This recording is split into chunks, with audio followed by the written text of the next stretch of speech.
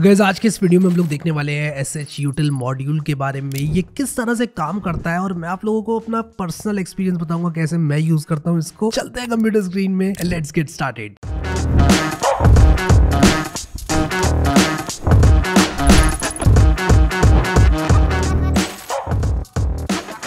So guys SH utils module जो है उसके साथ बहुत सारी पर्सनल कहानियाँ जुड़ी हुई हैं। ये दिल के इतना करीब है ना ये मॉड्यूल मेरे। आप कहोगे भाई ऐसा क्या हो गया? मतलब इनिशियल डेज में मैंने एसएच यूटिल्स मॉड्यूल का यूज़ करके बहुत सारी फ्रीलांसिंग करी है, क्योंकि एसएच यूटिल मॉड्यूल एक ऐसी चीज़ थी जो कि स्टार्टिंग में जब आई थी तो इसकी सहायता से बहुत सारी चीज़ें ऑटोमेट हो जा रही थी। फॉर एग्जाम्पल जो काम शायद अगर मान लो 1000 फोल्डर्स में एक फाइल पड़ी हुई है, उसका कॉपी करके आपको कंसोलिडेट करना है किसी भी एक गिवन फोल्डर में, तो ये चीज़ आप लोगों के लिए मैनुअली करना बहुत मुश्किल हो जाता था।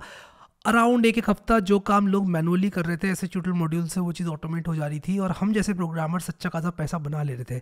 अभी तो खैर लोगों को भी ये समझ में आ गया है कि ये स्ट्रेट फॉरवर्ड है कि इस तरह का कोई भी काम ऑटोमेटिकली कराया जाए, प्रोग्रामेटिकली कराया जाए और मैनुअली ना कराया जाए। लेकिन एक टाइम था जब मैनुअली कराते थे लोग और उनके लिए बहुत नॉर्मल होती थी ये चीज़। तो हम लोग बताते नहीं थे कि हम ऑटोमेटिकली कर रहे हैं, हम ये भी नहीं बताते थे कि हम मैनुअली नहीं कर रहे हैं, हम कुछ कहते ही नहीं थे और हम कहते थे यार ये काम हो जाएगा।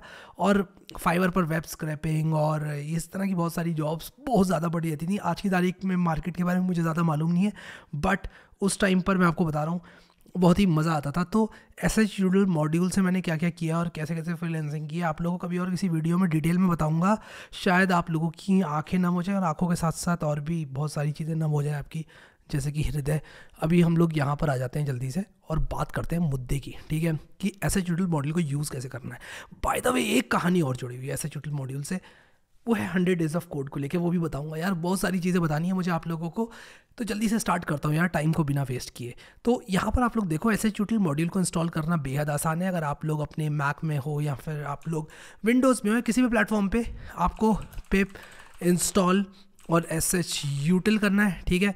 अब क्योंकि मैं यहाँ पर मैक में हूँ तो पिप 3 मुझे लिखना पड़ेगा, तो एसएच यूटिल मॉड्यूल आप लोग इस्तेमाल कर सकते हो। अब एसएच यूटिल मॉड्यूल इंस्टॉल ऐसे नहीं होगा, उसका रीज़न ये है कि ये बिल्ट इन मॉड्यूल है, ठीक है। तो पाइथन बिल्ट इन मॉड्यूल्स, कभी कभी सच बोलूँ तो मैं भी भूल जाता हूँ कौन सा मॉड्यूल बिल्ट इन है, कौन सा मॉड्यूल जो है बिल्ट इन नहीं है।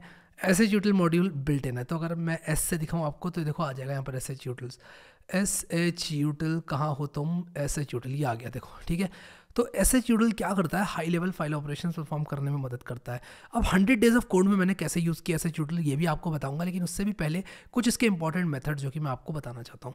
सबसे पहला इंपॉर्टेंट मेथड तो ये है एसएच यूटिल डॉट कॉपी। एक और आपको कहानी बताता हूँ। एसएच यूटिल मॉड्यूल एक ऐसा मॉड्यूल है ना, इसके बारे में बहुत ज़्यादा कहानियाँ हैं। ऐसा होता था कि प्रोफेसर आते थे क्लास में प्रेजेंटेशन लेकर, ठीक है, और वो कहते थे यार हम प्रेजेंटेशन देंगे नहीं, हम आपको प्रेजेंटेशन देंगे नहीं, आप यहीं पर क्लास में अटेंड करो क्लास को, नोट्स बनाओ, पीपीटी फाइल किसी को नहीं मिलेगी। अब लोग क्या करते थे, प्रोग्रामर होते थे, वो क्या करते थे उसी कंप्यूटर में, जिस कंप्यूटर में आकर, ऐसा है आईआईटी खड़गपुर में क्लासेस में कंप्यूटर्स होते हैं ऑलरेडी, प्रोफेसर अपनी पेन ड्राइव लेकर आते हैं, लगाते हैं, प्रेजेंटेशन देते हैं, चले जाते हैं, ऐसे होता है, ठीक है।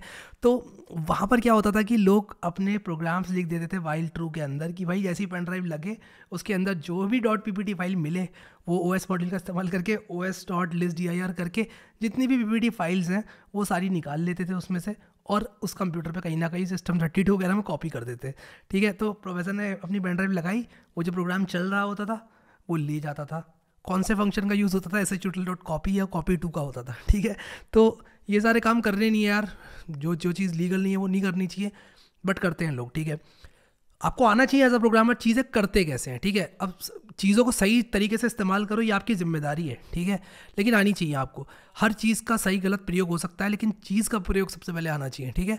विद दैट सेड हम लोग कॉपी का प्रयोग यहाँ पर देखते हैं कि किस तरह से किया जा सकता है। अब देखो मान लो मेरे पास एक फ़ाइल है, ठीक है, मैं यहाँ पर main.py खोलता हूँ, फाइल्स main.py, और मैं सबसे पहले तो इंपोर्ट करूँगा एसएच यूटिल मॉड्यूल को, ठीक है। मैंने इंपोर्ट किया, मैं कहूँगा यार एसएच यूटिल डॉट कॉपी, मैं कहूँगा यार main.py को कॉपी कर दो, और कहाँ कॉपी करो? main2.py में, और मैं इस प्रोग्राम को चला दूंगा। जैसे ही मैं चलाऊंगा यहाँ पर main.py तो थी, लेकिन ये प्रोग्राम जैसे ही चल जाएगा main2.py भी आ जाएगी यहाँ पर, आपको दिखाता हूँ भी। तो जैसे कि आप यहाँ पर देख सकते हो main2.py मिल गई और इसका जो कंटेंट है वो बिल्कुल सेम है main.py के, ठीक है। तो अभी के लिए तो मैं इसको डिलीट कर दूंगा, ऑब्वियसली मैं इसको रखना नहीं चाहूँगा, इसको डिलीट कर देता हूँ main2.py को, but you got the point यार कि कैसे क्या चीज़ होती है, ठीक है। तो कॉपी का इस्तेमाल आप इस तरह से कर सकते हो। मैंने 100 डेज ऑफ कोड में भी इसका इस्तेमाल किया है, आपको बताता हूँ कैसे किया है, और एडिटिंग के टाइम पर किया है। थोड़ा शायद आपको एडिटिंग का भी स्वाद मिलेगा ऐसे मैं करता हूँ। कॉपी टू क्या करता है, कॉपी टू कॉपी से थोड़ा सा अलग होता है, बहुत सिमिलर होता है, लेकिन मेटा डेटा वगैरह थोड़ा सा प्रिजर्व करता है। तो कॉपी टू फंक्शन भी आपको आना चाहिए, बट कॉपी से ऑलमोस्ट सारे काम हो जाते हैं, ठीक है। तो अगर मैं यहाँ पर कॉपी की जगह कॉपी टू रखता तो एग्जैक्ट कॉपी मतलब बन जाती, किस टाइम पर पहली फाइल बनी है, ये सारा मेटा डेटा भी चला जाता कॉपी होकर, ठीक है। ये एक बात हो गई। इसके बाद कॉपी ट्री क्या करता है, पूरे फोल्डर को कॉपी कर लेता है। जैसे मान लो मेरे पास यहाँ पर एक डॉट ट्यूटोरियल फोल्डर है, ठीक है। अब मान लो इस डॉट ट्यूटोरियल फोल्डर के अंदर मेरे पास एक और फाइल है, फाइल डॉट फाइल नाम से, ठीक है। अब मैं क्या करना चाहता हूँ कि इस पूरे डॉट ट्यूटोरियल फोल्डर को माई ट्यूटोरियल के नाम से, मैं ज़रा इसको मेन डॉट py को खोल लेता हूँ। यहाँ पर मैं माई ट्यूटोरियल के नाम से क्या करना चाहता हूँ, इसको कॉपी करना चाहता हूँ। तो मैं क्या करूँगा, एक फोल्डर को कॉपी करने के लिए कॉपी का इस्तेमाल नहीं करूँगा, कॉपी ट्री का इस्तेमाल करूँगा, क्योंकि कॉपी का जो यूज़ है वो फाइल के लिए होता है, फोल्डर्स के लिए नहीं होता है। तो मैं सिंपली यहाँ पर क्या करूँगा, मैं कहूँगा shutil डॉट कॉपी ट्री, और मैं कहूँगा यार जो ये डॉट ट्यूटोरियल है ना, इसको कॉपी कर दो एज माई ट्यूटोरियल, ठीक है। तो ये क्या करेगा कि पूरा इस डायरेक्टरी का सारा कंटेंट कॉपी कर देगा और डाल देगा यहाँ पर माई ट्यूटोरियल नाम के फोल्डर में, और सारा कंटेंट सेम रहेगा। मैं इसको भी डिलीट कर रहा हूँ, ठीक है, क्योंकि मैं नहीं चाहता यहाँ पर बहुत सारी मेस जो है वो क्रिएट हो जाए, ठीक है। I hate mess. अब यहाँ पर देखो shutil डॉट मूव नाम से एक फंक्शन है, ये क्या करता है, एक फाइल को मूव कर देते हैं। जैसे मान लो मैं चाहता हूँ जो फाइल डॉट फाइल है ये क्या करे कि यहाँ से हटकर, उप्स मैं इसको रेप्लिकेट कर रहा हूँ कंट्रोल ऑल्ट डाउन एरो की का प्रयोग करके, और इसको मैं कमेंट आउट कर रहा हूँ, और उसी के साथ साथ मैं यूज़ करना चाहता हूँ मूव का। अब मान लो मैं चाहता हूँ कि जो फाइल डॉट फाइल है ना, डॉट ट्यूटोरियल के अंदर फाइल डॉट फाइल जो है, मैं चाहता हूँ कि यार वो ना बाहर आ जाए, फाइल डॉट फाइल के नाम से बन जाए बाहर। तो डॉट ट्यूटोरियल के अंदर की फाइल डॉट फाइल बाहर निकल कर फाइल डॉट फाइल यहाँ बाहर आ जाए। तो ये देखो ये बाहर आ गई निकल के, देख रहे हो आप लोग। तो इस तरह के काम shutil मॉड्यूल आसान तो बनाता ही है, प्रोग्रामेटिकली आसान बनाता है। 2 से 3 फाइल्स होंगी मैं कर लूँगा, एक्यूरेसी के साथ कर लूँगा। 2 से 3,000 फाइल्स होंगी तो भी मैं कर लूँगा मैं, मुझे लगेंगे 4-5 दिन कर लूँगा, लेकिन मैं क्या गारंटी एक्यूरेसी के साथ करूँगा, कोई गारंटी नहीं है एक्यूरेसी के साथ करूँगा। कंप्यूटर की गारंटी मैं लेता हूँ एक्यूरेसी के साथ करेगा, ठीक है। अगर जिंदा रहा कंप्यूटर, तो ये नहीं पानी डाल दिया आपने कि लो नहीं करा, ठीक है, ऐसा मत करना, ठीक है। बाय द वे मेरा फ़ोन भी गिर गया था अभी पानी में, और बिल्कुल सही सलामत मैंने उसको निकाल लिया, ज़िंदा है, ठीक है। ये भी एक बेकार का अपडेट था, लेकिन आगे बढ़ते हैं और RM ट्री की बात करते हैं। एक ऐसा shutil डॉट RM ट्री होता है जो कि क्या करता है कि डिलीट करने में मदद करता है एक फ़ाइल को या एक फ़ोल्डर को। तो मान लो मैं क्या करता हूँ, इसको दोबारा चला देता हूँ, कॉपी ट्री को मैंने मान लो चलाया। अब मान लो मैं चाहता हूँ कि मैं प्रोग्रामेटिकली माई ट्यूटोरियल नाम के फोल्डर को डिलीट करूँ, तो मैं क्या करूँगा, मैं कहूँगा shutil डॉट RM ट्री, और मैं यहाँ पर क्या करूँगा माई ट्यूटोरियल, ठीक है। इससे क्या होगा कि जो माई ट्यूटोरियल वाला फोल्डर है वो उड़ जाएगा। और क्या मैं ये फाइल के साथ कर सकता हूँ? अब यार ये यहाँ पर एक एरर आ गया shutil डॉट, तो मैं काम करता हूँ इसको दोबारा से रन करता हूँ, ये दोनों फाइल्स उड़नी चाहिए। अब ये कह रहा है कि फाइल डॉट फाइल क्या दिक्कत आ रही है, not a directory error. Actually जो RM ट्री है ये डायरेक्टरी के लिए यूज़ होता है, और फाइल के लिए हमारे पास RM होता है, ठीक है। shutil डॉट RM ट्री भी नहीं, I think shutil dot RM path होता है, आई एम नॉट श्योर यार टू बी ऑनेस्ट, और इट्स ओके यार। अगर मुझे नहीं पता ना कोई चीज़, डॉट RM ट्री के साथ साथ क्या कुछ और होता है, डायरेक्टरी के साथ साथ फाइल डिलीट होता है क्या, I don't know to be honest. तो मैं यहाँ पर देखता हूँ कि मुझे कुछ डिलीट करने के लिए कुछ मिल जाए। एक फाइल को कैसे डिलीट करते हैं यार shutil की सहायता से, delete files, no longer delete files. तो यार रिसेंटली गूगल सर्चेस करे मैंने, और पता चला कि यार आप नहीं कर सकते डिलीट, ठीक है, दैट्स फाइन। मैं इंपोर्ट OS करूँगा, OS नाम का चक्कू निकालूंगा और इससे डिलीट कर दूंगा, और मैं यहाँ पर OS डॉट रिमूव का इस्तेमाल करूँगा, OS डॉट रिमूव। तो OS डॉट रिमूव करके आप कर सकते हो एंड डेफिनेटली डिलीट हो जाएगी, आई नो दैट, ठीक है। तो ये चीज़ जो है आपको पता होनी चाहिए किस तरह से आपको कौन सा टूल कब यूज़ करना है, but that was all about shutil। अब मैं आपको बताना चाहता हूँ कि 100 डेज ऑफ कोड में shutil मैंने कैसे यूज़ किया। शायद मेरे पास प्रोग्राम भी पड़ा होगा उसका, तो वो भी दिखाऊंगा अगर मेरे पास पड़ा हुआ वो प्रोग्राम। तो यार यहाँ पर आप देख सकते हो कि ये डे 38, डे 39, डे 40 सारे फोल्डर्स बने हुए हैं। ये सारे जो फोल्डर्स हैं ना, ये अलग अलग डेज़ के इसमें वीडियोस होते हैं। मैं आपको बताता हूँ मैं किस तरह से एडिट करता हूँ। जैसे डे 50 है, डे 50 का जो इंट्रो होगा वो मैं अलग से एडिट करता हूँ, और जो इसका मेन वीडियो है यानी कि जो कि स्क्रीन रिकॉर्डिंग होती है जिसमें हम कोडिंग वगैरह करते हैं वो अलग से रिकॉर्ड करता हूँ। तो होता क्या है कि जो मेन हमारा फोल्डर है इसके अंदर मेन वीडियो होता है। अब कभी एक फाइल होती है, कभी 2 फाइल होती हैं।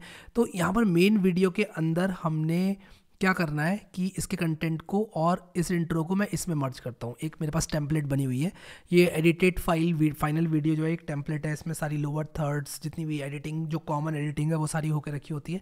तो ये मैं यहाँ पर रखता हूँ। अब मैं क्या करता हूँ, जब भी मुझे वीडियो बनाना होता है तो मुझे डे 50 की एग्जैक्ट कॉपी चाहिए with this file this folder, और उसी के साथ साथ बस ये 2 मुझे चाहिए, ठीक है। और मुझे यहाँ पर ये भी चाहिए जो भी एडिटेड मेरी इंट्रो वीडियो है वो, ठीक है। तो मैं क्या करता हूँ, इंट्रो वीडियो को लाकर यहाँ रखता हूँ, मेन वीडियो को लाकर यहाँ रखता हूँ। लेकिन ये प्रोसेस मेरे लिए बहुत टेडियस हो जाएगी अगर मैं मैनुअली रोज़ कॉपी करूँगा। तो मैंने ऐसे ट्यूटोरियल से एक प्रोग्राम लिखा। मैंने कहा यार मैंने एक डे का बनाया और बाकी सारे डेज़ का फॉर लूप चला के बना दिए फोल्डर्स। तो देखो एग्जैक्टली मैंने डे 100 तक बना के रखे हुए हैं फोल्डर्स, मेरे पास तैयार हैं। हर फोल्डर के अंदर एक मेन है और एक ये एडिटेड है, एक मेन है एक एडिटेड है, और ये एग्जैक्टली वही फाइल है। अगर आप देखोगे एडिटेड फाइनल वीडियो के नाम से फाइल है, और ये मैंने 100 तक बना रखे हैं डेज सारे। तो पाइथन में मैंने SH ट्यूटोरियल्स की मदद से प्रोग्राम लिखा था, और मैं उसको रीराइट भी कर सकता हूँ प्रोग्राम को, बहुत सिंपल प्रोग्राम है। तो मैंने क्या किया था, मेरे पास एक डे का लिखा हुआ था, जैसे मान लो मेरे पास डे 44 का लिखा हुआ है या डे 1 का लिखा हुआ है, अब मुझे उसको डे 100 तक लेके जाना है। तो मैं क्या करूँगा, shtutorial.copy का इस्तेमाल करूँगा और कॉपी ट्री का इस्तेमाल करूँगा इनफैक्ट। और कॉपी ट्री का इस्तेमाल करते हुए फॉर लूप चला के मैं day 2 day 3 day 4 day 5 all the way till day 100 उसे कॉपी मार दूंगा। एज सिंपल एज दैट, बस इतना करना है, इससे ज़्यादा कुछ नहीं करना है। एक बहुत ही सिंपल सा प्रोग्राम लिखा, लेकिन इसने मेरी बहुत बड़ी प्रॉब्लम को सॉल्व कर दिया। मतलब मुझे पता है टाइम नहीं लगता कॉपी करने में, बट रोज़ एक ही चीज़ कॉपी में कर रहा हूँ। मेरा मतलब थोड़ा करके टाइम बच रहा है ना बहुत ज़्यादा। तो अगर बच रहा है तो मैं क्यों नहीं बचाऊंगा। और प्रोग्राम एक बार लिखना है, 100 बार कॉपी करने से तो कम ही टाइम लगना है मुझे प्रोग्राम लिखने में, ये मुझे मालूम थी बात। तो ऐसे आप डेली लाइफ में ऐसे ट्यूटोरियल को इस्तेमाल कर सकते हैं, ठीक है। सो अभी के लिए इस वीडियो में इतना ही गाइस। अगर आप लोगों ने अभी तक प्लेलिस्ट एक्सेस नहीं करी है तो इसको ज़रूर एक्सेस करें, और पहले वीडियो को खोलकर इसमें अपना रिव्यू भी लिखें। बहुत कम लोगों ने रिव्यू लिखा, जो कि अनफॉर्चुनेटली सैड था, बट मैं चाहता हूँ कि ज़्यादा से ज़्यादा लोग अपना रिव्यू लिखें। और आप इतना तो कर ही सकते हो यार, डे 1 पे जाना है और एक रिव्यू लिखना है कि ये कोर्स आपको कैसा लगा। एंड आई होप कि आप लोग रिव्यू ज़रूर लिखोगे। तो अभी के लिए इस वीडियो में इतना ही guys. Thank you so much guys for watching this video, and I will see you next time.